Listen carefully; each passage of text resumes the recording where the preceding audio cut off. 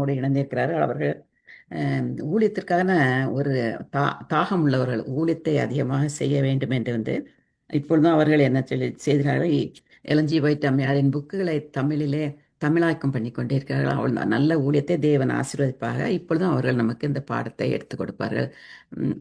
ஐயா, உங்களுடைய நேரம் இது.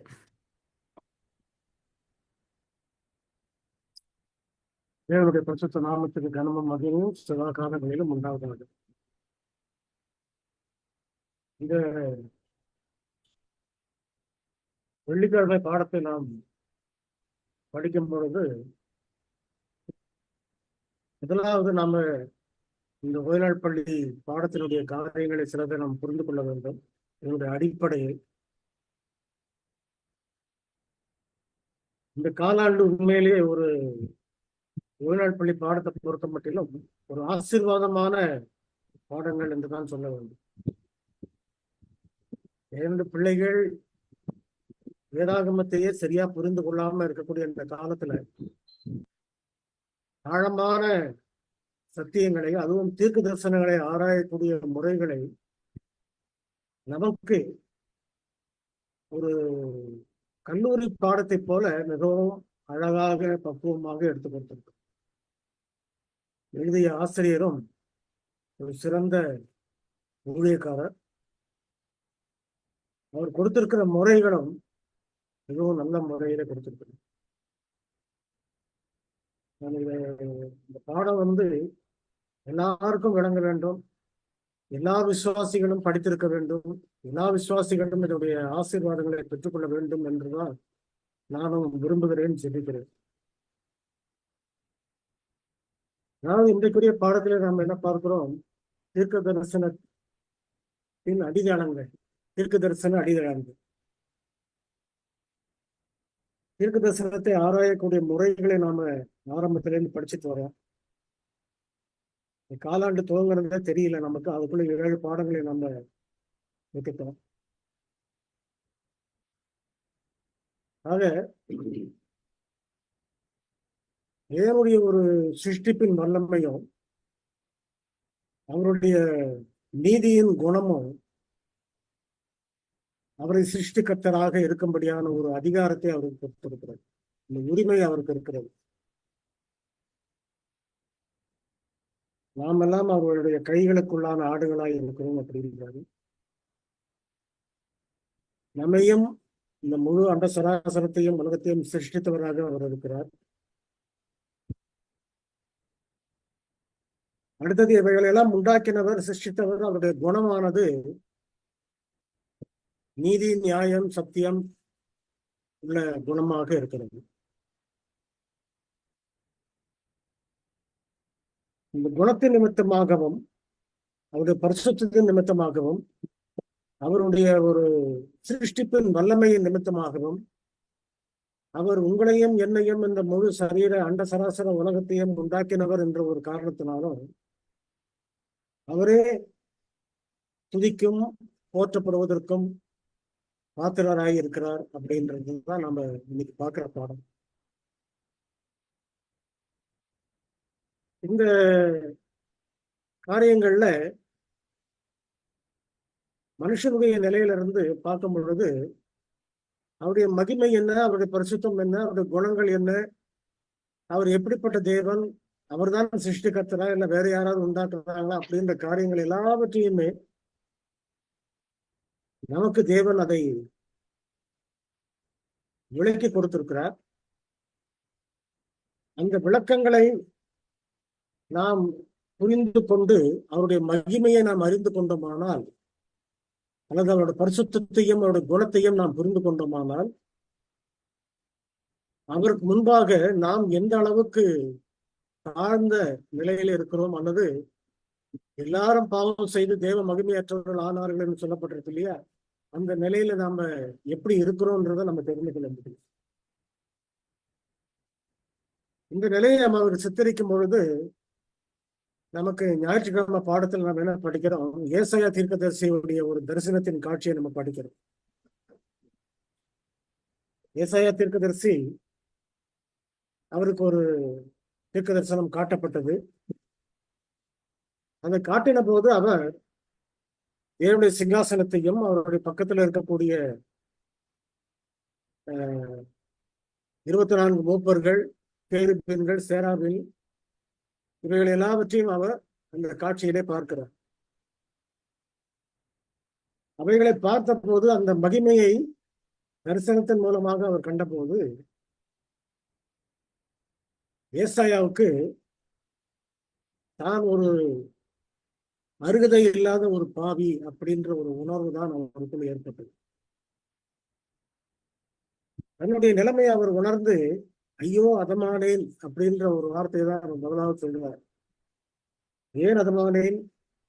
அவருக்கு முன்பாக நான் ஏமாத்திரம் அந்த தேவனுடைய மகிமையின் கண்கள் கண்டதே அப்படின்ற. ஆக நான் இருக்கிறது அசுத்த உதடுகள் உள்ள ஜனங்களின் மடுவிலே நான் வாசமா இருக்கிறேன். ஆகையினால நான் பரிசுத்தம் இல்லாதவன், நான் அக்கிரமம் உள்ளவன், பாவம் உள்ளவன், அற்ப மனுஷன், என்னை நீர் நினைத்து என்னை பொருட்டாக எண்ணி தெரிந்து கொண்டதற்கு நான் ஏமாத்திரம் அப்படின்னு சொல்லி அவர் அதிகமாக அங்கலாய்த்து மிகவும் பயந்து நடுங்கினார். இந்த நிலைமை தேவனுடைய சமூகத்து முன்பாக போகிற எல்லாருக்குமே ஏற்படக்கூடியது. அந்த உணர்வும் அந்த பக்தியும் எப்பொழுது நமக்கு ஏற்படுகிறதோ அப்பொழுது நம்ம அவருடைய சமூகத்துக்கு முன்பாக இருக்கிறோம் என்பதுதான் அர்த்தம். தேவாலயத்துக்கு போகும்போது நடைகளை காத்துக்கொள்ள என்று சொல்லுகிறார் என்றால் என்ன நடைகளை காத்துக்கொள்வது? நாம் தேவாலயத்துக்கு போகும்போது அவருடைய பிரசன்னத்திலே நாம் போகிறோம். அதனாலே அங்கே வீண் பேச்சுகளோ, தேவையில்லாத காரியங்களோ, சண்டைகளோ, சச்சரவுகளோ, உலக பிரகாரமான எண்ணங்களோ, சிந்தனைகளோ எல்லாவற்றையும் நாம் புறப்படுத்தி போட்டு நம்முடைய நடையை காத்துக்கொள்ள வேண்டியதா இருக்குது. ஆக இதை பார்த்த போது ஏசாயா தீர்க்கதரிசி பயந்து அவர் புலம்பினார் என்று சொல்லப்பட்டிருக்கு. என்ன புலம்பல்? நான் அதமானேனே, எப்படி உமக்கு முன்பாக நான் நிற்பேன்? ஆக நாம் ஏற்கனவே என்ன செய்தோம் என்றால், ஏதேன் தோட்டத்திலேயே மனுஷனுக்கு அந்த தேவ மகிமையானது இழந்து விட்டது. அதற்கு பின்பு வம்சாவாரியாக நம்ம பரம்பரையாக நம்ம ஆதாமுக்குள் எல்லாரும் மரிக்கிறோம் என்று சொன்னது போல ஆதாமுக்குள் நாம் பாவிகளாகவே நம்ம வாழ்ந்து கொண்டிருக்கோம்.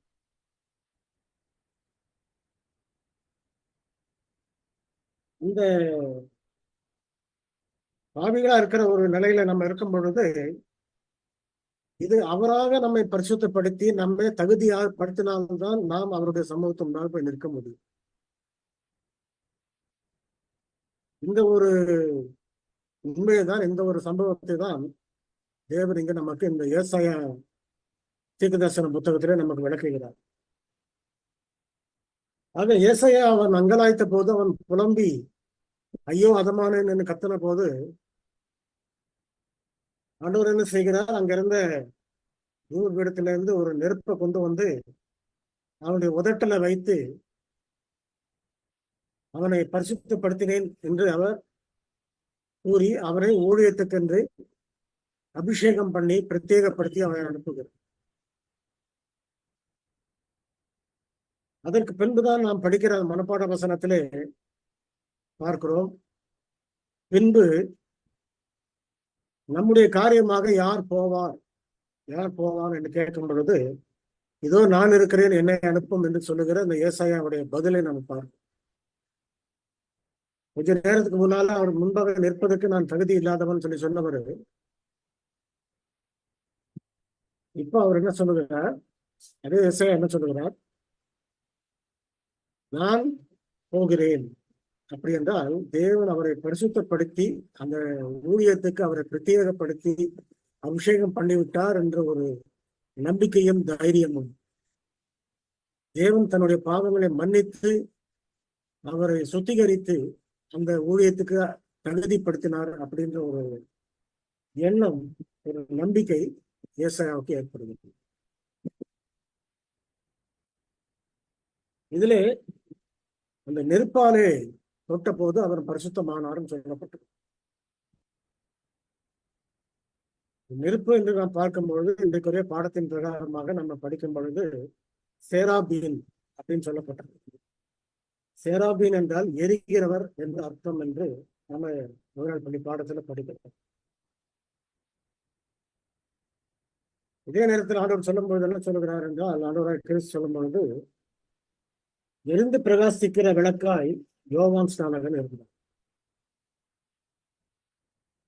யோவான் ஸ்நானகன் எரிந்து பிரகாசிக்கிற விளக்காய் இருந்தான்னு சொல்லுது. இந்த பரிசுத்த ஜீவியம் அல்லது தேவனுடைய பரலோகத்தின் பரிசுத்தம், பரலோகத்துடைய நீதி அவர்களுக்குள்ளே வெளிப்படும் போது அது எப்படிப்பட்டதா இருக்கிறது என்றால் அக்னிமயமாக இருக்கிறது. ஆக இந்த அக்னிக்கும், அக்னி என்ற வார்த்தைக்கும், சேராபீன் என்ற வார்த்தைக்கும், பரிசுத்தம் என்ற வார்த்தைக்கும் ஒரு மிகவும் நெருக்கமான தொடர்புகள் உண்டு.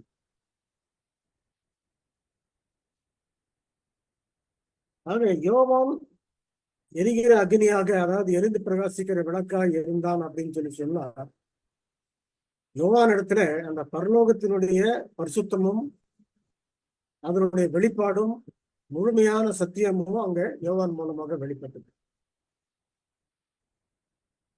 ஆக என்ன சொல்லுகிறார், யோவான் ஜலத்தினாலே ஞானஸ்தானம் கொடுக்கிறான். கிறிஸ்து வரும் பொழுது அக்னியினாலே ஞானஸ்தானம் கொடுப்பார் என்று மத்தேயு 3ஆம் அதிகாரம் 11ஆம் வசனத்திலே நாம் படிக்கிறோம். இதே யோவான் ஸ்நான சம்பவம் யோவான் புத்தகத்திலே நமக்கு சில காரியங்கள் குறிக்கப்படாமல் இருக்கிறது. மத்தேயு அதை கொஞ்சம் தெளிவாக குறிப்பிடுகிறார். அது குறிப்பிடும் போது என்ன சொல்லுகிறார், நான் ஜலத்தினாலே ஞானஸ்தானம் கொடுக்கிறேன், அவர் பரிசுத்த ஆவியினாலும் அக்னியினாலும் உங்களுக்கு ஞானஸ்தானம் கொடுப்பார் அப்படின்றது மத்தேயு 3ஆம் அதிகாரம் 11ஆம் வசனத்திலே நான் சொல்லுகிறேன். ஆக இந்த வசனத்தின்படி பார்க்கும்பொழுது அக்னியினாலே ஞானஸ்தானம் கொடுக்கிறது ஆண்டவராகிய இயேசு கிறிஸ்து. அப்படியானால் ஒரு விசுவாசி ஞானஸ்தானம் பெறுகிறான் என்றால், ஜலத்தினாலே மட்டும் அவன் ஞானஸ்தானம் பெற்றால் அது ஞானஸ்தானம் அல்ல, முழுமையான ஞானஸ்தானம் அல்ல. ஞானஸ்தானம் பெறும் பொழுது கிறிஸ்துவை விசுவாசத்தை பெற்றுக் கொள்ளுகிறதுனாலே கிறிஸ்துவாலே வரக்கூடிய அந்த விசுவாசத்தை நிமித்தமாக அவன் பரிசுத்த ஆவியினாலும் ஞானஸ்தானம் பெறுகிறான். அடுத்தது அக்னியினாலும் ஞானஸ்தானம் பெறுகிறான். அக்னியினாலே ஞானஸ்தானம் பெறுகிறான் என்றால் இந்த பரலோகத்தினுடைய பரிசுத்தப்படுத்தப்பட்ட ஒரு நிலை அந்த ஞானஸ்தானம் பெற்ற பிறகு அவனுக்கு ஏற்படுகிறது. அதுதான் அக்னியினாலே ஞானஸ்தானம் பெறுகிறது. ஏசாயாவுக்கு அவனுடைய உதட்டை தொட்ட உடனே, நெருப்பினாலே தொட்ட உடனே அவன் பரிசுத்தமாக்கப்பட்டான் அப்படின்ற ஒரு உத்தரவாதத்தை தேவன் கொடுத்தார். அதே போல ஞானஸ்தானம் பெறுகிறவர்கள் அதே அக்னியினாலதான் நாமும் தொடரப்படுகிறோம். அதே அக்னியினாலதான் நாமும் பரிசுத்தமாக்கப்படுகிறோம். அந்த ஒரு பரிசுத்தம் தான் நாம் ஞானஸ்தானம் பெற்றிருக்கிறோம் என்பதற்கு ஒரு அத்தாட்சி. ஆக இந்த ஞானஸ்தானம் ஒரு திருக்குழந்தை ஞானஸ்தானத்தினால வர்றது கிடையாது, அல்லது வெறும் ஜலத்தினாலே மட்டும் ஞானஸ்தானம் பெறுறதுனால வர்றதும் கிடையாது. இது எதனாலே வருகிறது என்றால், கூடவே கிறிஸ்துவானவர் பரிசுத்த ஆவியினாலும் அக்னியினாலும் அவர் ஞானஸ்தானம் கொடுக்க வேண்டும். அப்படி கொடுத்திருந்தால் அது முழுமையான ஞானஸ்தானம். முழுமையான ஞானஸ்தானத்தை பெறாதவர்கள் தான் தான் சபைக்குள்ளே அவர்களை அனுப்பி விடுகிறான். எப்படி கலைகளை கொண்டு வந்து அவன் உதைக்கிறான் என்றால் இப்படிதான் உதைக்கிறான். ஆக நாம் என்ன பார்க்கிறோம் என்றால், ஒவ்வொரு விசுவாசியுடைய ஞானஸ்தானத்திலும் அவர்கள் பரிசுத்தப்படுத்தப்பட்டிருக்கிறார். பரிசுத்தாவியின் ஞானஸ்தானத்தை பெற்றிருக்கிறார்கள், ஜலத்தினாலே ஞானஸ்தானத்தை பெற்றிருக்கிறார்கள். அடுத்தது அக்னியினாலே ஞானஸ்தானத்தை பெற்றிருக்கிறார்.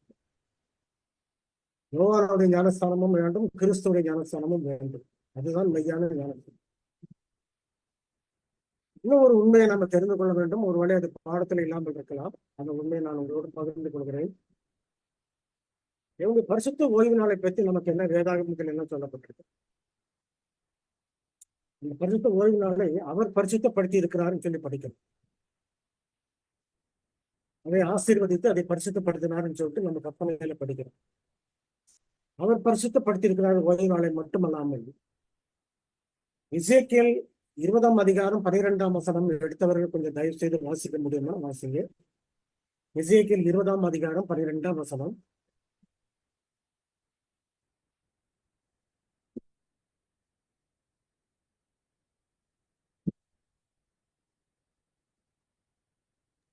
தம்பி 20வது அதிகாரமா?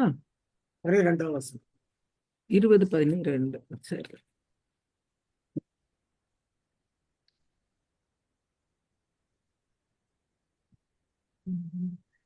நான் தங்களை பரிசுத்தம் பண்ணுகிற கர்த்தர் என்று அவர்கள் அறியும்படிக்கு எனக்கும் அவர்களுக்கும் அடையாளமாய் இருப்பதற்கான என் ஓய்வு நாட்களையும் அவர்களுக்கு கட்டளையிட்டேன். ஓய்வு நாள் அப்படின்றது அவர் அந்த நாளை பரிசுத்தப்படுத்தி இருக்கிறார் என்றது ஒண்ணு. அடுத்தது, நான் தங்களை பரிசுத்தம் பண்ணுகிற கர்த்தர் என்று அறியும்படிக்கு. அப்போ பரிசுத்த ஓய்வு நாளுடைய ஒரு அனுபவம் என்னவென்றால்,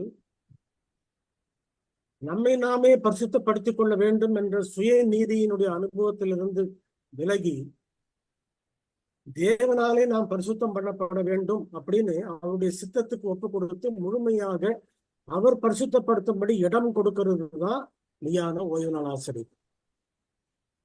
இதுதான் 7ஆம் நாள் அட்வென்ட் விசுவாச பிள்ளைகளுக்கு தேவன் கொடுத்திருக்கிற ஒரு ஆசீர்வாதம் என்னவென்றால்,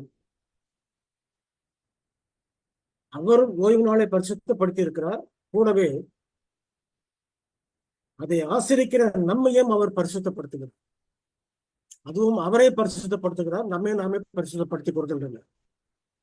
ஓய்வு நாளால் தங்களையே பரிசுத்தப்படுத்திக் கொள்ள வேண்டும் என்று யூதர்கள் எண்ணினார்கள். அது அவர்களுக்கு தோல்வியாக முடிந்தது. ஆக அந்த மெய்யான பரிசுத்தமாகுதலின் அனுபவம் அந்த ஓய்வு நாளிலே நடந்து கொண்டிருக்கிறது. ஒரு விசுவாசிக்கும் அது நடக்கிறது. அப்படியானால் நாம் என்ன பார்க்கிறோம் என்றால், தேவன் எங்கெல்லாம் பரிசுத்தப்படுத்துகிறாரோ, ஏசாயா தீர்க்கதரிசியை பரிசுத்தப்படுத்துகிறது போல அங்கெல்லாம் அந்த அக்னி, அந்த நெருப்பு, அந்த சேராபின் இருக்கிறது. அதனாலே அவர் என்ன செய்கிறார் என்றால், ஓய்வு நாளை பரிசுத்தப்படுத்துகிறார். அந்த ஓய்வு நாளிலும் அந்த அக்னி இருக்கிறது. நம்மை அதை ஆசரிக்கிற நம்மை அவர் பரிசுத்தப்படுத்துகிறார் என்றால், நமக்குள்ளும் அந்த அக்னி இருக்கிறது, நமக்குள்ளும் அந்த சேராபின் இருக்கிறது, நமக்குள்ளும் அந்த பரிசுத்தம் இருக்கிறது, பரலோகத்தினுடைய பரிசுத்தம் இருக்கிறது. ஆக இதுதான் இந்த எரிகிற அக்னி. இதுதான் நாம் என்ன செய்ய வேண்டும் என்றால் சரியாக புரிந்து கொள்ள வேண்டும். ஆக தேவனுடைய பரிசுத்த நாளை நாம் ஆசரிக்கிறோம் சொல்லி சொன்னா இதுதான். ஏசாயாவுக்கு தன் பாவங்கள் மன்னிக்கப்பட்ட பின்புதான் இதோ அடியேன் இருக்கிறேன், என்னை அனுப்பும் அப்படின்னு சொல்லி சொல்றாரு. தேவனுடைய ஊழியத்துக்கு போகணுன்றது விருப்பங்கள் நமக்கு இருக்கலாம், அதுக்குரிய ஆயத்தம் இருக்குதா, அதுக்குரிய தகுதி இருக்குதான்றது நமக்கு தெரியாது சில சமயங்கள். நான் எவ்வளவு காலங்களுக்கு முன்பாக வேதாந்தத்தை படிக்க வேண்டும், ஊழியத்தை செய்ய வேண்டும் என்று எண்ணினது உண்டு. ஆனால் அப்போதெல்லாம் தேவன் என்னை அதிகமாக பயன்படுத்தணும். அப்போ என்ன செய்தார் என்றால், 40 வருஷம் மோசைக்கு ட்ரைனிங் கொடுத்த மாதிரி கொடுத்துக்கிட்டு இருந்தேன். இன்னும் அந்த ஊழியத்துக்கு நான் ஆயத்தமாகலன்னு தான் கடவுளை வச்சிருந்தாருங்க. நேரம் வரும்பொழுது, அதற்குரிய தகுதி வரும்பொழுது, அதற்குரிய விசுவாசமும் பலமும் நம்பிக்கையும் வரும் பொழுதுதான் அந்த ஊழியத்தின் பொறுப்பை நம்மகிட்ட கொடுக்கிறோம். ஆக நமக்கும் ஒரு நிச்சயம் இருக்கணும், இந்த ஊழியத்தை செய்வதற்கு நமக்கு தகுதி இருக்குதா அப்படின்ற நிச்சயம் நமக்கு தேவை. சங்கீதம் 50 சொல்லும் பொழுது, திருடரோடு உனக்கு பங்குண்டு, கொள்ளைக்காரர்களோடு பங்குண்டு, விசாரக்காரரோடு உனக்கு பங்குண்டு, என்னுடைய வசனத்தை சொல்லுவதற்கு நீ யார் அப்படின்ற வசனத்தை கேட்கிறாரு. இதை பார்க்கும் பொழுது அந்த ஊழியத்துக்கு போவதற்கு முன்பாக நமக்கு என்ன தகுதி இருக்கிறது? என்னை நானே பரிசுத்தப்படுத்தி கொண்டு நான் ஊழியக்காரன் சொல்லிட்டு போனாக்க அதனால ஆண்டவர் அந்த ஊழியத்தை அங்கீகரிக்கிறது இல்லை. அவர் எப்பொழுது அங்கீகரிக்கிறார் என்றால், ஏசாயாவை போல நாம் பரிசுத்தப்படுத்தப்பட்டிருக்கிறோம் அப்படின்ற ஒரு நிச்சயம் நமக்கு ஏற்பட்ட பிறகுதான் நாம் அந்த ஊழியத்துக்கு போவதற்கு நம்ம தகுதி உள்ளவர். தைரியமாக நாம என்னை நீர் அனுப்பும், நான் போகிறேன் என்று சொல்ல முடியும். ஆக 2 கேருபீன்கள் அப்படின்ற ஒரு பாடத்தை நம்ம படிக்கிறோம். 2 கேருபீன்கள்ன்றது என்னது? நமக்கு நம்முடைய முதலாவது பெற்றோர்கள் பாவம் செய்த உடனே ஏதேன் தோட்டத்தை விட்டு விரட்டப்பட்டார்கள். அவர்கள் விரட்டப்பட்டு வெளியே வந்த பிறகு அந்த ஏதேன் தோட்டம் அந்த வாசலிலே கேருபீன்களையும் வீசுகிற சுடரொளி பட்டயத்தையும் வைத்து காவல் வைத்து விட்டார். அப்படியானால் ஆசரிப்பு கூடாரமும் எருசலேம் தேவாலயமும் இன்றைக்கு இருக்கக்கூடிய பரிசுத்த ஆலயமும் வருவதற்கு முன்பாக எது ஆலயமாக இருந்தது? அந்த ஏதேன் தோட்டம் தான் ஆலயமாக இருந்தது. அந்த தேவனுடைய பிரசன்னமும் அங்க இருந்ததுனாலதான் தேவன் அதை காவல் போட்டு வைத்திருந்தார். இவர்கள் திரும்ப அது உள்ளே போக முடியாது அப்படின்றது கட்டுப்பாடு இருந்துச்சு. ஆக இந்த ஒரு காட்சி எதை நமக்கு நினைவுபடுத்துகிறது என்றால், ஆசரிப்பு கூடாரத்தினுடைய சடங்குகளையும் முறைகளையும் நமக்கு ஒரு அடையாளப்படுத்தி காட்டுகிறது. ஆசரிப்பு கூடாரத்தினுடைய முறைகள், அந்த முறைகளையும் ஏதேன் தோட்டத்தில் நடந்த காரியத்தை நம்ம பார்க்கும்போது ரெண்டும் ஒன்றாக இருக்கிறது. ஏனென்றால் அந்த ஆசரிப்பு கூடாரத்தினுடைய உடன்படிக்கை பெட்டிக்கு பக்கத்துல கேருபீன்கள் இருந்தார்கள், சேராபீன் அதற்கு மேலாக இருந்தது, அதற்குள்ளாக உடன்படிக்கை பெட்டி இருந்தது.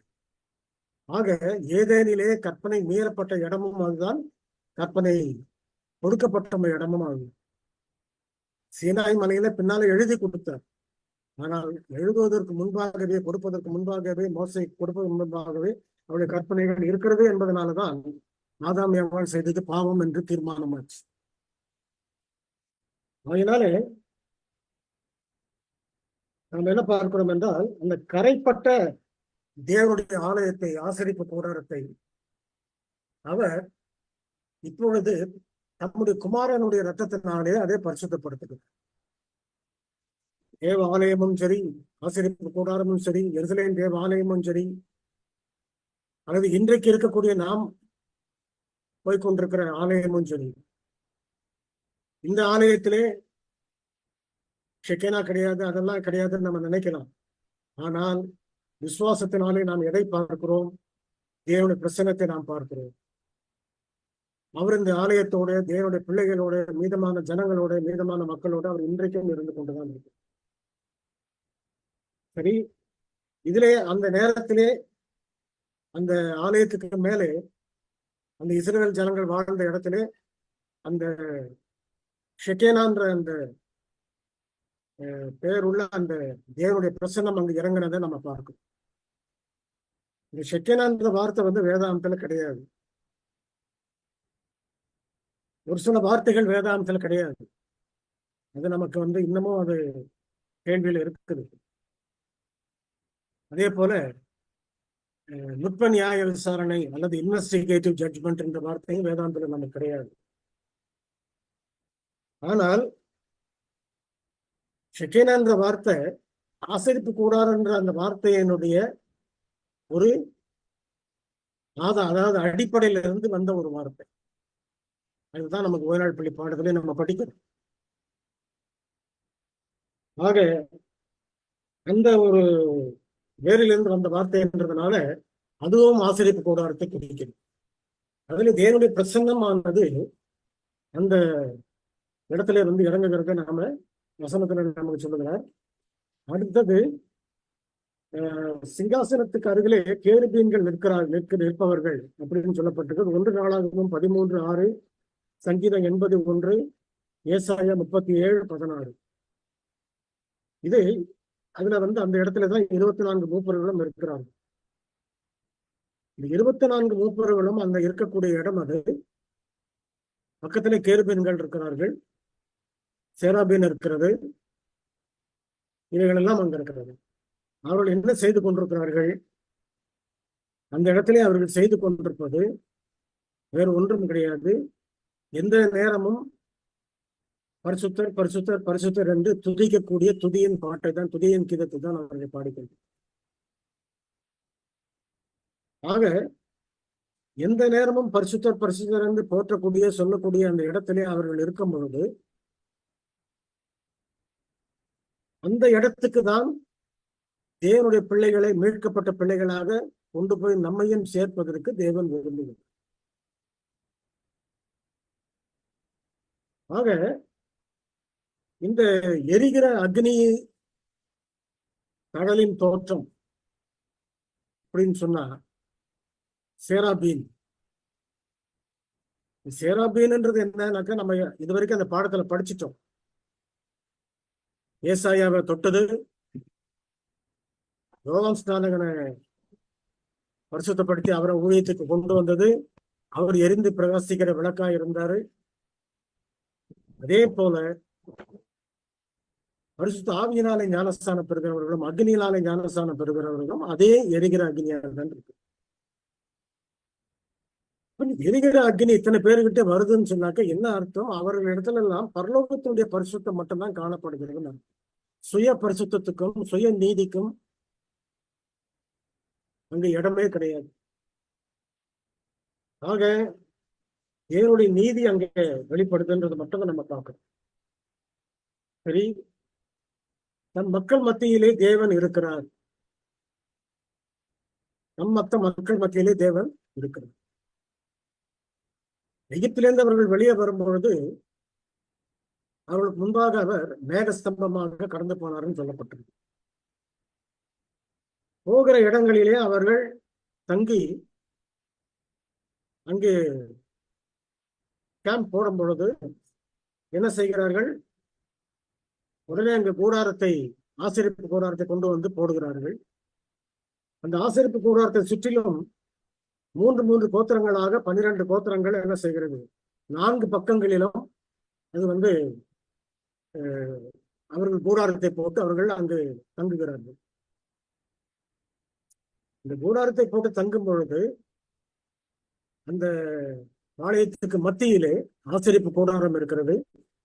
அந்த ஆசரிப்பு கூடாரத்திலே உடன்படிக்கை பெட்டிக்கு மேலாக தேவனுடைய பிரசன்னமாகிய ஷெக்கேனா அவருடைய மகிமையாலே அங்கு இறங்கி இருக்கிறது. அது என்ன அர்த்தத்தை காட்டினது? நான் உங்களோடு இருக்கிறேன், நீங்கள் போங்கள், நான் உங்களோடு கூட இருக்கிறேன். எத்தனையோ இடங்களை வேதாந்தத்தில் இந்த வாக்கு தத்துவத்தை நம்ம பார்க்கிறோம். நான் உங்களோடு இருக்கிறேன், இந்த உலகத்தின் பூமியின் முடிவு பறிந்து நான் உங்களோடு இருக்கிறேன். ஆபிரகாம் சொல்றாரு தான் வேலைக்காரன்ட்ட, நீ போ, தேவன் உன்னோட இருப்பான் அப்படின்னு. அப்போ இதெல்லாம் என்ன அர்த்தம்? சாதாரண வார்த்தை இல்லை. அவருடைய பிரசன்னம் நம்மோடு இருக்கிறது என்றால் அது ஒரு பெரிய வார்த்தை, அது பெரிய ஆசீர்வாதமான காரியம். இந்த இடத்துல மேக சம்பத்தை போல அவர் மற்ற நேரத்துல இருந்தாரு. இங்கே ஷெக்கேனான்ற முறை மூலமாக ஆசரிப்பு கூடாரத்துல இறங்கியிருந்தார். அவர்கள் யுத்தத்துக்கு போகும்பொழுது அதே பிரசன்னமும் அதே கரமும் அவர்களோட கூட இருந்தது. ஆக தேவனுக்கு விரோதமான காரியங்களை நாம செய்து இஸ்ரவேல் ஜனங்கள் தேவ பிரசன்னத்தை இழந்தது போல நாம் செய்தால் ஒழிய தேவனுடைய கரம், அவருடைய பிரசன்னம் நம்மை விட்டு விலகாது, ஒருபோதும் விலகாது. நிபந்தனையின் பேரிலே அவர் தம்முடைய பிரசன்னத்தை நம்மோடு வைத்திருக்கிறார். ஆக நாம் என்ன பார்க்கிறோம் என்றால், அந்த இடத்திலே அந்த 12 கோத்திரங்களும் 4 பக்கங்களிலே அவர்கள் கூடாரம் போட்டிருக்கும் பொழுது ஒரு பக்கத்துக்கும் ஒரு கோத்திர தலைவன் போல அந்த 3 கோத்திரத்துக்கு ஒரு ஹெட். அந்த 4 பேர் யார் என்றால், நகசோன் என்றவர் யூதா கோத்திரத்துக்கு, எலிசூர் என்பவர் ரூபன் கோத்திரத்துக்கு, எலிஷாமா என்பவர் எப்ராஹிம் கோத்திரத்திற்கு, அகியேசர் என்பவர் தான் கோத்திரத்துக்கு. இந்த 4 பேருமே 4 பகுதியிலே 4 முன் இடத்திலே முன்னணியிலே அவர்கள் இருக்கிறார்கள். அவர்கள் கையிலே ஒரு 4 கொடிகள் கொடுக்கப்பட்டிருக்கிறது. அந்த கொடிகளிலே யூதாவுடைய கொடியிலே சிங்க உருவமும், ரூபனுடைய கொடியிலே மனித உருவமும், எப்ராஹிம் கொடியிலே காளை உருவமும், தானுடைய கொடியிலே கழுகு உருவமும் காணப்படும். 4 ஜீவன்கள். இந்த 4 ஜீவன்கள் 4 அடையாளங்கள் அங்க கொடுக்கப்பட்டிருக்கிறது. அது கொடியிலே கொடுக்கப்பட்டிருக்கு. என்னவென்றால் இந்த 12 கோத்திரங்களும்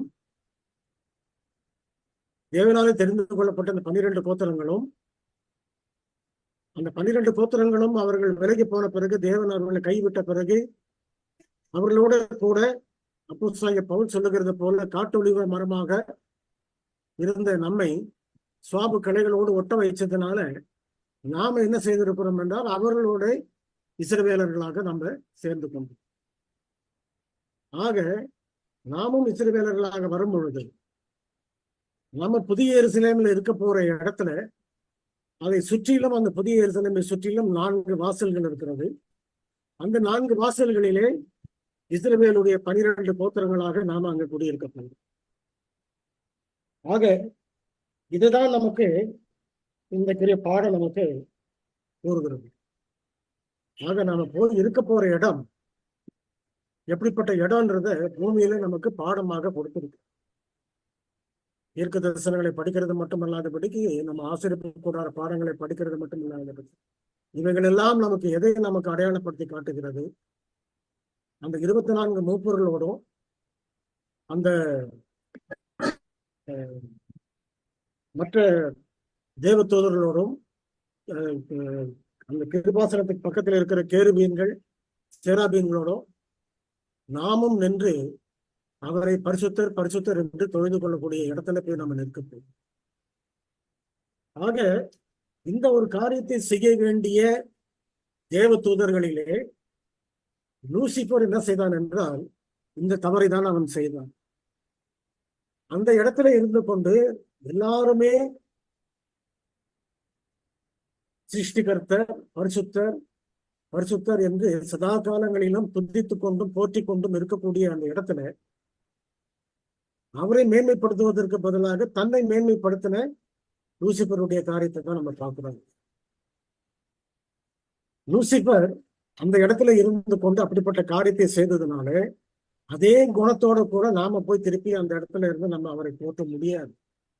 ஆகையினாலதான் ஆண்டவர் என்ன செய்கிறார் என்றால், ரட்சிப்புன்ற ஒன்றை கொடுத்து, சுவிசேஷன்றது ஒன்றை கொடுத்து நம்ம இங்க பரிசுத்தப்படுத்தி வச்சிருக்கிறோம். இங்கேயே அவர் என்ன செய்கிறார் என்றால் தம்முடைய அக்னியினாலே நம்மளை பரிசுத்தப்படுத்தி வைத்திருக்கிறார். இங்கேயே தம்முடைய அக்னியினாலே ஞானஸ்தானம் கொடுத்து வைத்திருக்கிறார். இங்கேயே தம்முடைய அக்னியினாலே நம்முடைய சபையை பரிசுத்தப்படுத்தி இருக்கிறார். ஓய்வு நாளே அவர் பரிசுத்தப்படுத்தி இருக்கிறார். ஆகையினாலே இவைகள் எல்லாம் பெற்றிருக்கிற நாம என்ன பார்க்கிறோம் என்றால், லூசிபருடைய விழுகைக்கு காரணம் என்ன?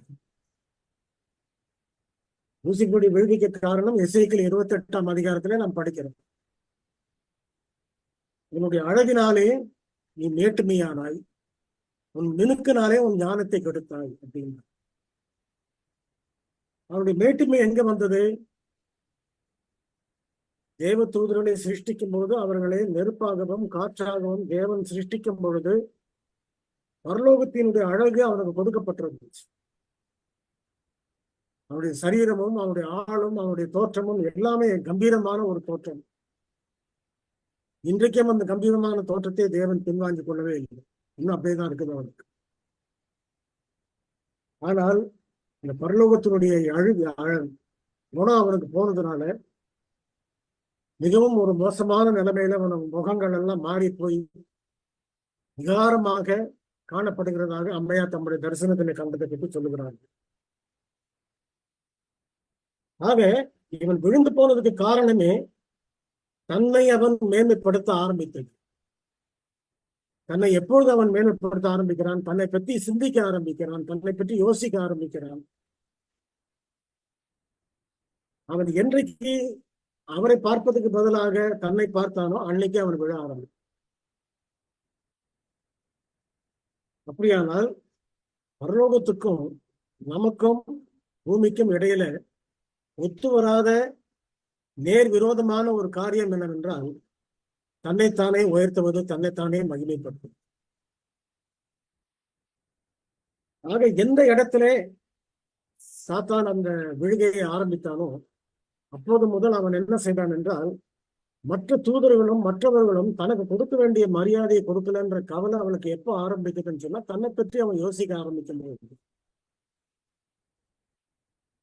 அப்படியானால்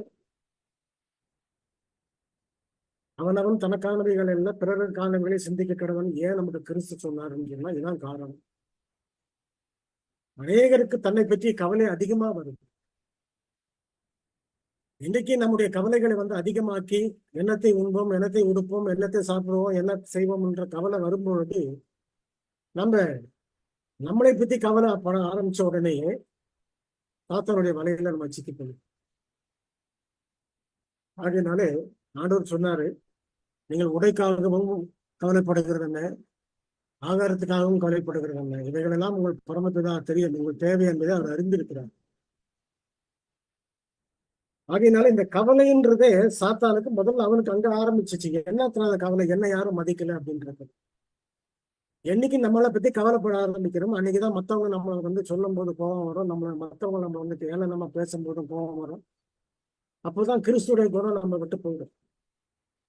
நம்ம பற்றி கவலைப்படுறதை விட்டுட்டு அவருடைய ஊழியத்தை மட்டும் நீங்க செஞ்சுட்டு போயிட்டே இருங்க, மரியாதையும் கௌரவமும் தானா கடவுள் கொண்டாந்து கொடுப்பாரு.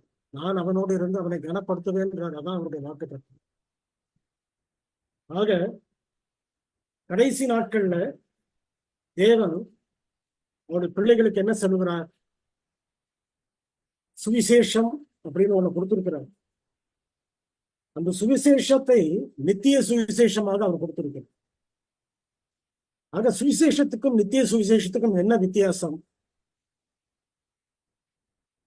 சுவிசேஷத்துக்கும் நித்திய சுவிசேஷத்துக்கும் பெரிய வித்தியாசம் ஒன்றும் கிடையாது. அது எந்த விதத்திலும் மாற்றப்பட்ட சுவிசேஷம் கிடையாது. கொஞ்சம் என்ஹான்ஸ் பண்ணணும், அதாவது இன்னும் மெருகேற்றப்பட்ட ஒரு சுவிசேஷம், அவ்வளவுதான். பவுலப்போஸ்தலர் இருக்கும்போது அவர்கள் படித்த சுவிசேஷத்துல ரட்சிப்பை குறித்தும் நீதியை குறித்தும் அவர்கள் சுவிசேஷமாக அறிவித்தார்கள். ஆனா இப்ப இருக்கிற சுவிசேஷத்துல என்ன ஒரு வித்தியாசம் இருக்கிறது?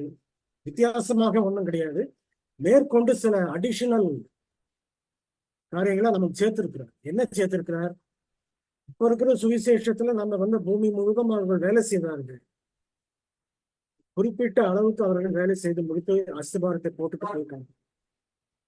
நாம செய்ய போகிற ஊழியம் தான் இந்த சுவிசேஷம் பூலோகம் எங்கும் உள்ள சர்வ சிருஷ்டிகளுக்கும் சாட்சியா பிரசங்கிக்கப்பட வேண்டும் என்றால் அது பின்மாறி வரும்போதுதான் நடக்கும். ஆக அப்படிப்பட்ட ஒரு ஊழியத்தை, பின்மாறியின் ஊழியத்தை நம்ம செய்யறோம். பாபிலோன்ல இருந்து எல்லாம் வெளியே வாங்க என்ற ஊழியத்தை நம்ம செய்யறோம். முத்திரையிடப்படக்கூடிய ஒரு ஊழியத்தை நம்ம இந்த நித்திய சுவிசேஷத்துல செய்யறோம். ஆகையினாலே கடைசி நாட்களிலே தேவனுடைய பிள்ளைகளுக்கு, இந்த கடைசி சபைக்கு, நீதமான சபைக்கு அவர் கொடுத்திருக்கிற பெரிய பொறுப்பு என்னவென்றால், மாற்றப்பட்ட சுவிசேஷம் அல்ல, அதே சுவிசேஷத்தை நித்திய சுவிசேஷமாக கொடுத்து நமக்கு நம்முடைய ஊழியத்தை நம்மிடத்துல ஒப்படைச்சிருக்கு. அந்த ஊழியத்தை செய்வதற்கு முதலாவது எலியா, இரண்டாவது எலியா, கடைசியில மூன்றாவது வரக்கூடிய எலியாவின் ஆவியை பெற்ற நாம. ஆக அந்த எலியா எப்படி இருந்தாரோ அதே போலதான் யோவான் ஸ்நானகன். அந்த யோவான் ஸ்நானகன் எப்படி எரிந்து பிரகாசிக்கிறவராக இருந்தாரோ அதே போலதான் நாம. ஆக நமக்கும் எரிந்து பிரகாசிக்க வேண்டியவர்களாக இருக்கிறோம். நாமும் இந்த உலகத்துல வெளிச்சமாக, விளக்காக இருக்க வேண்டியவர்களாக இருக்கிறோம். ஆக இதைதான் நமக்கு என்ன செய்யறாருனாக்க சுவிசேஷமாக நம்ம கொடுத்திருக்கிறோம். வெள்ளிக்கிழமை பாடத்துக்கு நம்ம வரும்போது 2 முக்கியமான கேள்விகள் சந்திராக்காக எனக்கு ஞாபகப்படுத்தி சொன்னாங்க. வெள்ளிக்கிழமை பாடத்தை கொஞ்சம் அதிகமா வலியுறுத்துப்பா அப்படின்னாங்க. அது ரொம்ப முக்கியமானது தான். ஏனென்றால் அத்தனை நாள் பாடங்களையே நம்ம சுருக்கமாக அதுல படிக்கிறோம். அதுல 2 கேள்வி, மிக முக்கியமான கேள்வி, சுவிசேஷம் நமக்கு ஏன் தேவை? அதுல என்னுடைய கருத்தை மட்டும் நான் உங்களோட பகிர்ந்து கொள்கிறேன். ஏன் தேவை என்றால், இந்த பாடத்தின் பிரகாரம் அந்த கேருபீன்கள் 24 மூப்பர்கள் இருக்கும் தேவ சிங்காசனத்திற்கு அருகில் நீக்கப்பட்ட மனிதர்களும் இருக்க வேண்டும் என்று தேவன் விரும்புகிறார். அவருடைய விருப்பத்தை நம்ம நிறைவேற்றுவதற்காக சுவிசேஷம் நமக்கு தேவை. 2வது, ஆதாமுக்குள் மரித்த நாம் கிறிஸ்துவுக்குள் உயிர் தெழும்ப வேண்டும். ஆதாமுக்குள் பாவம் செய்த நாம் கிறிஸ்துவுக்குள் நீதியை செய்ய வேண்டும். அதற்காக சுவிசேஷம் கட்டாயமாக நமக்கு வேண்டும். அடுத்த 2வது கேள்வியில, யோவான் இரண்டாவது எலியாவாக வந்தான். அவன் எரிந்து பிரகாசிக்கிற விளக்காக இருந்தான். எலியாவும் இதே ஊழியத்தை செய்தான். எலியாவின் ஆவியை பெறும் நாமும் எரிந்து பிரகாசிக்கிற விளக்காக நாம் இருக்கோம். ஆக யோவானுக்கும் எலியாவுக்கும் யோவானுக்கும் ஏழாம் நாள் அட்வென்ட் சபைக்கும் ஒரு நெருங்கின தொடர்பு உண்டு. 3 பேருமே எரிந்து பிரகாசிக்கிறவர்கள். அதற்கு முன்பாக ஏன் சுவிசேஷம் நமக்கு வேண்டும்? நாமும் அந்த 24 மூப்பர்களோடும் கேருபீன்களோடும் சேராபீன்களோடும் போய் நின்று கொண்டு தேவனை அவர்களோட கூட சேர்ந்து சதா காலங்களிலும் பரிசுத்தர் என்று போற்றக்கூடிய இடத்துல நாம் இருப்போம். அந்த வேலையை தான் நாம செய்யணும். ஏற்கனவே சாத்தான் விழுந்துட்டதுனால அது ஒரு நமக்கு பாடமா இருக்கிறபடினாலே நாம அந்த பாவத்தை செய்ய போகிறோம். ஆகையினால தேவனுடைய பிள்ளைகளா இருக்கக்கூடிய நாம எதற்காக நம்ம அழைக்கப்பட்டிருக்கிறோம், என்ன நமக்கு பாடத்தை கொடுத்திருக்கிறார், என்ன தீர்க்க தரிசன விளக்கங்களை கொடுத்திருக்கிறார், என்ன சத்தியங்களை நமக்கு கொடுத்திருக்கிறார் அப்படின்னு சொல்லி பார்த்தா எல்லாமே அவருடைய சமூகத்துல போய் நின்று அவரை சதா காலங்களிலும் பரிசுத்தர் என்று துதிப்பதற்காக மட்டும்தான். அதனால அப்படிப்பட்ட ஒரு சாக்கியத்தை உங்களுக்கும் எனக்கும் தேவன் கொடுப்பாராங்க. ஆமென். ஆமேன், ஆமேன். ரொம்ப அருமையாக இந்த பாடங்களை நமக்கு எடுத்து கொடுத்த சகோதரனுக்கு நன்றி. எல்லாரும் சார்பில் நன்றி தெரிவித்துக் கொள்ளுங்க. ரொம்ப அருமையா எடுத்து கொடுத்தீங்கப்பா, ரொம்ப நன்றி. இந்த வெள்ளிக்கிழமை பாடத்தை ரொம்ப அருமையா சொல்லி கொடுத்தீங்க, ரொம்ப நன்றி. கர்த்தர் உங்களை ஆசீர்வதிப்பாராக. நம்ம டிஸ்கஷனுக்கு போறதுக்கு முன்னால ஒரே ஒரு அறிவிப்பு. நம்ம பிள்ளைங்க நிறைய பேர் 10th எழுதியிருந்தாங்க இல்லையா? அதுல 2 பேர் எனக்கு அவங்க பாஸ் பண்ணிட்டேன்னு சொல்லி எழுதியிருக்கிறாங்க. நரேன் வந்து 443 மதிப்பெண்கள் எடுத்திருக்கிறாரு. கர்த்தர் அவருக்கு கொடுத்திருக்க அந்த கிருபைக்காக நன்றி செலுத்துவோம். அப்புறம் ஜான், விக்டோரியாவோட மகன் 446 மதிப்பெண்கள், அவங்க 3rd அவங்க ஸ்கூல்ல. அப்புறம் டேனியல் வந்து 11th எழுதியிருந்தான், அவன் ஸ்கூல் ஃபர்ஸ்டா வந்திருக்கிறான், 522 மதிப்பெண்கள். சாமியல் அவனுக்கு 2nd செமஸ்டர் நல்லபடியாக எல்லாத்தையும் பாஸ் பண்ணிட்டான் அப்படின்னு சொல்லி எனக்கு இன்றைக்கு தகவல் வந்தது. அதை உங்க கூட பகிர்ந்து கொள்கிறேன். நம்ம இன்னொரு எல்லாம் சின்ன விஷயம், சொல்லுங்கப்பா. நம்முடைய சர்ச்சில், இங்க இருக்கிற சர்ச்சில் ஒரு விசுவாசியுடைய மகன், அவன் தான் காலையில சாபிள் ஸ்கூல் லீட் பண்றது, சாங் சர்வீஸ் எல்லாம் எடுக்கிறது. அவன் 10th எழுதியிருந்தான், சாபத்துக்கு அட்டன் பண்ணாமல இருந்தான், 10th எழுதியிருந்தான். இன்னைக்கு அவனுடைய மார்க் என்னன்னு சொன்னாக்க 500க்கு 492. கடவுளுக்கு ஸ்தோத்திரம். 8 மார்க்கு குறையுது 500க்கு. கடவுளுக்கு ஸ்தோத்திரம். இந்த நல்ல செய்திகளை கேட்கும் பொழுது ரொம்ப சந்தோஷமா இருக்குது. நம்ம எல்லாரும் ஜெபித்தோம். கர்த்தர் இந்த ஜெபத்திற்கு பிள்ளைகள் ஒரு ஒரு நல்ல ஆசீர்வாதமான முடிவை நமக்கு தந்திருக்கிறார். அதற்காக கர்த்தருக்கு நன்றி சொல்லுவோம். நல்லா படிக்க அவங்களுக்கு வருங்கால படிப்புகளையும் கர்த்தர் ஆசீர்வதித்து தர வேண்டும் என்று நம்ம ஜெபித்துக் கொள்வோம். சரிங்களா? இப்போ யாராவது 2 பேர் உங்களுடைய கருத்துக்களை சொல்லுங்க, அப்புறம் நாம ஜெபத்திற்குள்ளாக கடந்து போவோம். ரொம்ப அருமையான பாடம், நிறைய விஷயங்களை நாம கற்றுக்கொள்ள கர்த்தர் நமக்கு இந்த காலாண்டுல கிருபை செய்திருக்க. ஒவ்வொரு காலாண்டும் ரொம்ப விசேஷமான பாடங்களை படிக்கிறோம். இந்த காலாண்டு வந்து ரொம்ப விசேஷமான பாடங்களை படிக்கிறோம். அதனால நிறைய கத்துக்கிட்டேன். இந்த சாபத் ஸ்கூல் லெசன் மூலமாக நிறைய பைபிள்ல இருந்து எவ்வளவோ படிக்க வேண்டியவர்களை படித்துக்களை கர்த்தர் கிருபை செய்திருக்கிறார். நன்றி சொல்லுவோம். யாராவது 2 பேர் உங்களுடைய கருத்துக்களை சொல்லுங்க. 2 பேர் யார் உங்க கருத்துக்களை யார் உங்களுக்கு கருத்துக்களை பகிர்ந்து கொள்ள வேண்டும் என்று விரும்புகிறீர்களோ நீங்க உங்க கருத்துக்களை பகிர்ந்து கொள்ளுங்க. யாராவது 2 பேர், நம்ம கொஞ்சம் பேர் தான் இருக்கிறோம். யார் உங்களுடைய கருத்துக்களை பகிர்ந்து கொள்ள விரும்புகிறீங்க?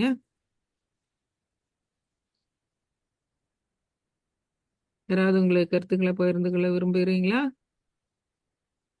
அஜய் கௌஷ் இருக்கிறீங்க, கார்த்திமதி, சாந்தி குணாளன், ஞானசிகாமணி அம்மா, பிரிசில்லா, காமாட்சி, இன்பவல்லி, வாசி அம்மா, அன்புராஜ் ஐயா, பெட்சி அம்மா இருக்கிறீங்க. யாராவது உங்களுக்கு கருத்துக்களை சொல்ல விரும்புகிறீங்களா? சுசிலா அக்கா வந்திருக்கிறாங்க. அக்கா நீங்க அன்மியூட் பண்ணிக்காங்க. நல்ல அருமையாக இந்த பாடத்தை எடுத்து கொடுத்தார்கள். அதனால அவங்க அந்த கேள்வி எல்லாத்தையும் நல்லா டச் பண்ணிட்டாங்க ஆல்ரெடி அவங்க படத்தை எடுத்து கொடுக்கும்போது. அதனால கருத்து சொல்றதுக்கு ஒன்றும் இல்லை. ஆனாலும் நம்ம இந்த தேவனுடைய கடைசி கால மக்களுக்கு எப்படி நாம் இருக்கணும் அப்படின்ட்டு தான் யோவன்ஸ்டன் ஒரு சேராபின் வேலை என்னன்ட்டு நம்ம பார்த்தா அவங்க வந்து கடவுளை துதித்து கொண்டே இருப்பாங்களாம் சுத்திர அந்த அது மட்டும் இல்லை அதை இங்கிலீஷில் போட்டிருக்கும்போது மினிஸ்டர்ஸ் ஆஃப் காட்.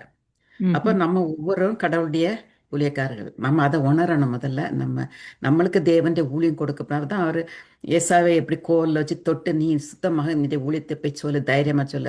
அதே தான் எரேமியாவுக்கு சொல்லு. அதே மாதிரி தான் நம்மளுக்கு சொல்கிறார், நம்ம போய் அவருடைய ஊழியத்தை செய்யணும். அது மட்டும் இல்லை, அது அடுத்த போட்டிருக்கு ஹிஸ் ஏஜென்ட் ஆஃப் பியூரிஃபிகேஷன். நம்ம வந்து நான் பரிசுத்தப்பட்டு மட்டும் இல்லை, மற்றவர்களுக்கையும் பரிசுத்தப்படுத்துக்குள்ளே கொண்டு வர வேண்டும். எப்படி யோவான் ஸ்நானன் கிறிஸ்துக்குள்ளே கொண்டு வந்தாங்களோ அதே மாதிரி நாம் அவர்களை கொண்டு வரணும். அவர் எப்படி பிரகாசித்து எழுந்தாரோ அதே மாதிரி நம்மளுடைய விளக்குகளும் பிரகாசிக்கணும். அப்படி நம்மளுக்கு பிரகாசத்தை எரிக்கணும்னா நம்மளுக்கு பரிசுத்த ஆவியின் வல்லமை வேணும். அதனால் நாம் தினமும் ஆவின் வழிநடத்துதலுக்காக ஆவியானவர் இந்த நாளிலே நான் யாருக்காவது இந்த நாளிலே ஒருவருக்கு இந்த சத்தியத்தை எடுத்து சொல்ல வேண்டும். அந்த ஒரு ஊழியத்தின் பாரமும் நம்மளுக்கு இருக்கணும். இதுதான் நம்ம கடைசி காலத்தில் இருக்க நம்மளுக்கு இருக்கணும்ட்டு என்னுடைய அபிப்பிராயம். அதை நான் தெரிவித்துக் கொள்கிறேன். தேங்க்யூ. நன்றி அக்கா, அருமையான ஒரு கருத்தை பகிர்ந்து கொண்டீங்க. கர்த்தர் ஆசீர்வதிப்பாராக. இனி யாராவது ஒரு ஆள் யாராவது சொல்ல விரும்புறீங்களா? சீக்கிரமா சொல்லணும், இன்னும் நமக்கு நேரம் கடந்து போயிட்டு இருக்கிறது. யாராவது சொல்றீங்களா? சரி, ஆண்டனி அஜய் கோஷ் ஐயா வந்திருக்கிறீங்க. ஐயா தம்பி நீங்க அன்மியூட் பண்ணிக்காங்கப்பா. சொல்லுங்கப்பா. Thank you sister. பாடத்தை எடுத்த இன்றைய நாள் போதகர் மிகவும் தத்துவமாக கொண்டு போனார். எந்த விதமான சந்தேகமுக்கும் அவர் இடம் கொடுக்கவில்லை. ஏற்கனவே சொன்னதுபடி இந்த 2 கேள்விக்கும் முக்கியமான பதில் அவர் சொல்லியிருக்கிறார். என்ன அவர் சொன்ன பாடத்திலிருந்து நமக்கு என்ன புரிகிறது என்றால், அது சிறுதான் சீர்கருத்தை நான் சொல்ல விரும்புகிறேன். என்ன புரிகிறது என்றால், ஏதோ ஒரு முக்கியமான வேலை ஆண்டவர் செய்திருக்காருங்க. ஏதோ ஒரு முக்கியமான வேலை செய்திருக்கார். என்ன செய்திருக்காருனாக்கா, தம்மை போல் நம்மை உருவாக்கி இருக்கிறார்.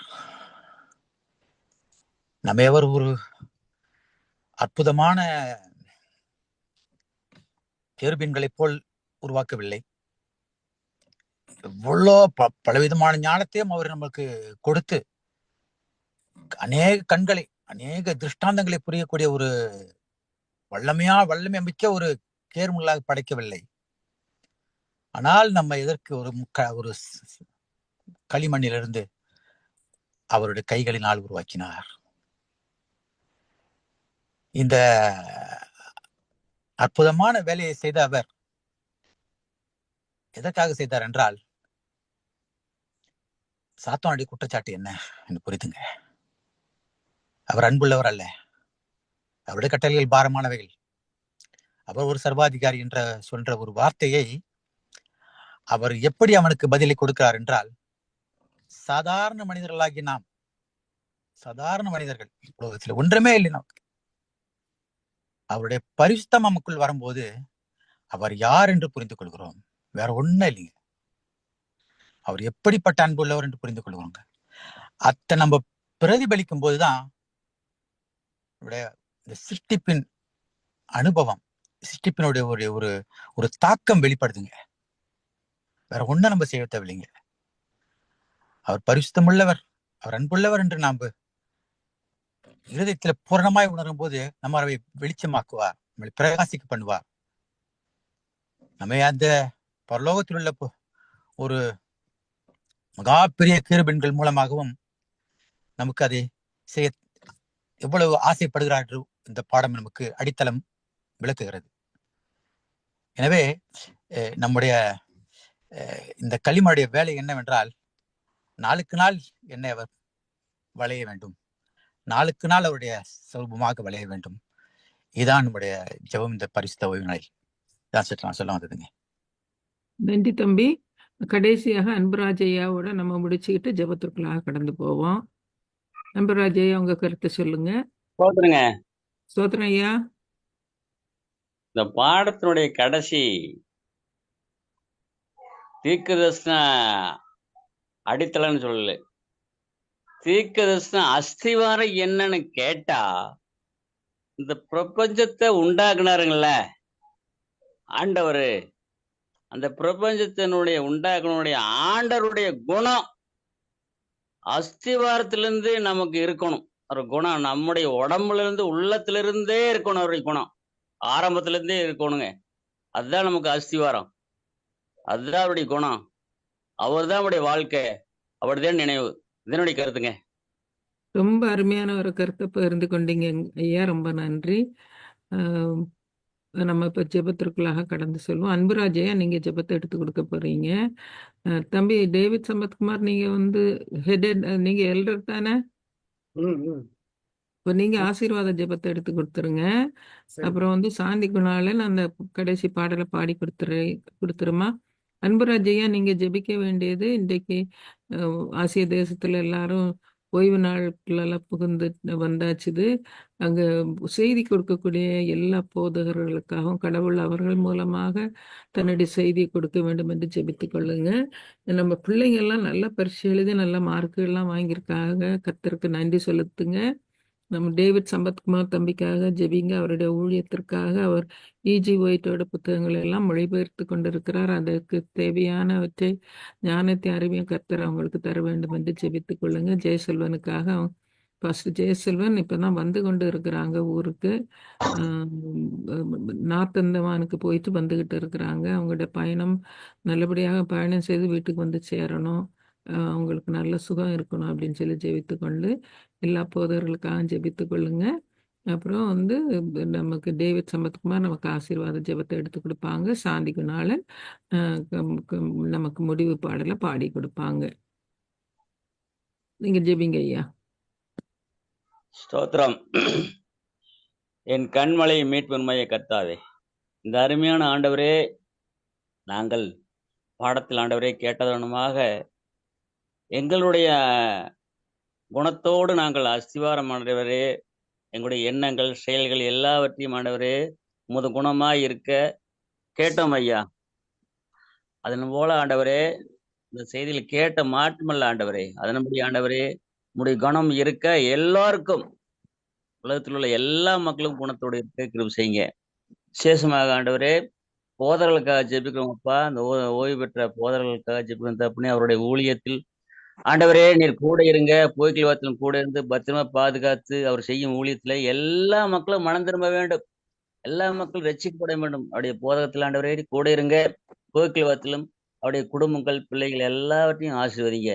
அது ஆண்டவரே, பிள்ளைகளப்பா பரீட்சையிலே தேர்ச்சி விட்டுறாளப்பா.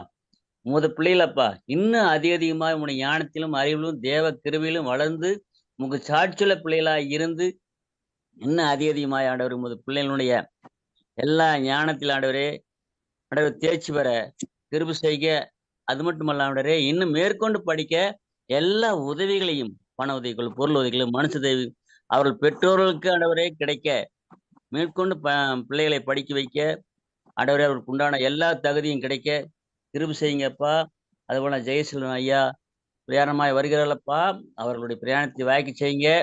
அந்த செல்வங்களை பத்திரமாய் சென்று மீண்டுமாய் அவருடைய இல்லங்களுக்கு வந்து வர கிருபை செய்யுங்கப்பா. இன்னும் ஆண்டவரே ஐயா நல்லா ஆண்டவரே பாடத்தை நடத்தினாரப்பா. ஐயா அவருடைய குடும்பத்தை பார்த்து வைக்கிற தாப்பனே, அவருடைய குடும்பங்கள் இன்னும் அதிகமாய் ஆண்டவரே உமது ஊழியத்தில் உண்மையாய் இருக்க, இன்னும் அதிகமாய் உடைய வேதத்தின் ரகசியங்களை சொல்லத்தக்க, இன்னும் அவருடைய ஞானத்தை கொடுக்க, உடைய பரத்திலிருந்து ஒத்தாசி அனுப்ப கிருபை செய்யுங்க, வழி நடத்துங்க. எல்லா மக்களும் ஆண்டவரே இதை கேட்டு வீண விருதமா போகாதபடி ஆண்டவரே எல்லா மக்களும் ஆண்டவரே பிரயோஜனமா இருக்க கிருபை செய்யுங்க. இந்த ரட்சிப்பானது ஆண்டவரே கனவில் நடத்தக்கூடிய ஐயா ஜெயசெல்வன் ஐயா அவர்களையும், அம்மா அவர்களையும், இன்னும் ஆண்டவரே கைகோத்து நிற்கிற ரவியவையா அவர்களையும், இன்னும் கைகோத்து நிற்க ஊழிய பெருமக்கள், விசுவாச பெருமக்கள், எல்லா மக்களுக்காக ஜெயிக்கணும் தப்புனா எல்லா மக்களும் ஆண்டவரே கூட இருந்து ஆண்டவரே உதவி செய்ய, எந்த தங்க தடையின்றி எங்க காலமல்ல ஆண்டவரே உங்களுடைய வருகை பரியந்தம் ஆண்டவரே இந்த காணல் நடத்த கிருபை செய்யுங்க. வருகை ஆண்டவரே நெருங்கி கொள்றதப்பா. அந்த கடைசி காலத்துல ஆண்டவரே உமது வருகை நாங்கள் எதிர்பார்த்து கொண்டிருக்கிறோம். இந்த வருகையில் ஆண்டவரே உமது பரலோகத்துக்கு வர நாங்கள் ஆயத்தமாகவும், உலகத்தில் உள்ள எல்லா மக்களும் இங்க மட்டுமல்ல ஆண்டவரே இந்த பரலோகத்திலும் வந்து சேர நாங்கள் ஒருவருக்கொருவர் பார்க்க கிருபை செய்யுங்க, வழிநடத்துங்க. இயேசு உணவத்தில் கேட்கிறோம் ஜீவனபிதாவே. ஆமென். ஆமென்.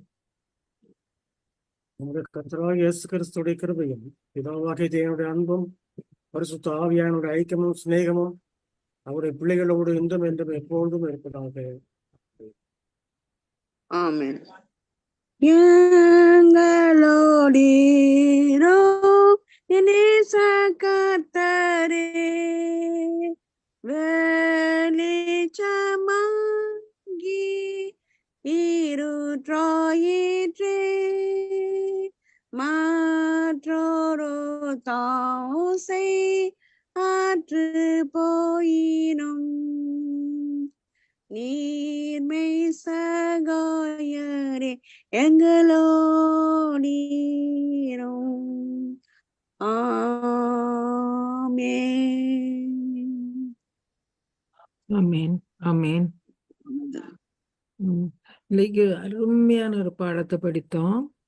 கர்த்தர் அதே பாடத்தை நமக்கு நடத்தி கொடுக்க இன்னைக்கு பாருங்க டேவிட் சம்பத்குமார் தம்பியை ஆயத்தப்படுத்தி கொடுத்துருந்துருக்கிறார். கர்த்தருக்கு நன்றி சொல்லுகிற ரொம்ப அருமையான பாடம். அப்புறம் நிறைய ஜெப விண்ணப்பங்கள் நம்ம யூடியூப் ஃபேஸ்புக்கில் இருக்கிற பிள்ளைகளுக்கும் ஜெப விண்ணப்பங்கள் இருக்கும்.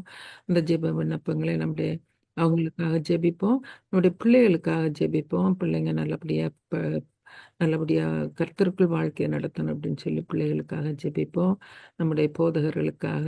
சரிங்களா? நாளைக்கு நம்ம திரும்பவும் இந்திய நேரப்படி இரவு 8 மணிக்கு சந்திப்போம். 7:45 மணிக்கு பாடல் ஆராதனை அதில் சந்தித்து கொள்ளும்படியாக கேட்கிறேன். எல்லாருக்கும் காலை மாலை இரவு வணக்கத்தையும் பரிசுத்த ஓய்வு நாள் வாழ்த்துதல்களையும் தெரிவித்துக் கொள்கிறேன். எல்லாருக்கும் நன்றி. God plus.